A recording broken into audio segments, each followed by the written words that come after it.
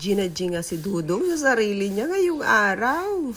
Okay na. Kaya sabi niya, picturean ko daw siya.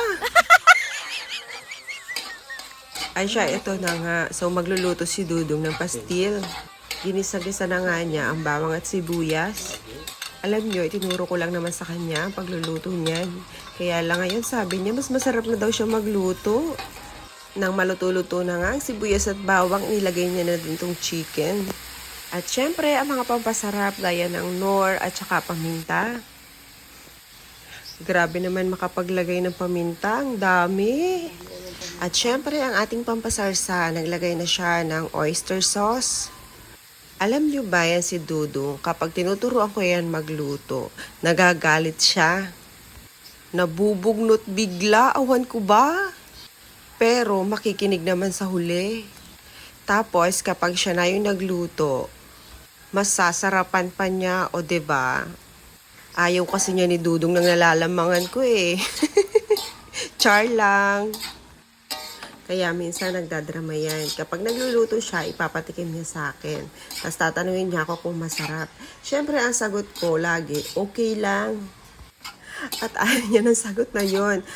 Ang gusto niya, sasabihin ko kung masarap o hindi. Siyempre, ako naman ang aasar lang. At naglagay na nga din siya ng toyo. Isang brand nga lang ng toyo ang ginagamit namin kasi mahirap na pagpabago-bago ng brand para na-maintain yung quality. Dati si Dudong, yung isang brand ang gusto niya. Kaya lang sabi ko sa kanya, yan na kasi yung nakasanayan ng mga bata. Kaya yun, okay naman din kay Dudong. Tapos ayan, nag-add na siya ng paprika. At nako, talagang itong si Dudong ay multitasking. Habang nagpapakulo nga siya ng kanyang chicken pastil, inilibes na din niya itong kanyang mga kambing. Yan nga pala yung kanyang alagang kambing. Yung lalaki ay si Peter at yung babae naman ay si Pipa. Yan ay inalaga namin sa kapatid ko. Marami na kasi yung kambing niya, kaya nag-ampon kami ng dalawa. Para naman may libangan si Dudong. Naiinip kasi yan pag walang ginagawa.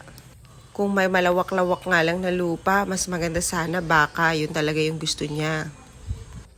Pero dahil puro palayan nga itong paligid, kaya nga hindi ka pwedeng mag-alaga ng baka. Kasi kawawa naman, kunti lang ang kakainin nila.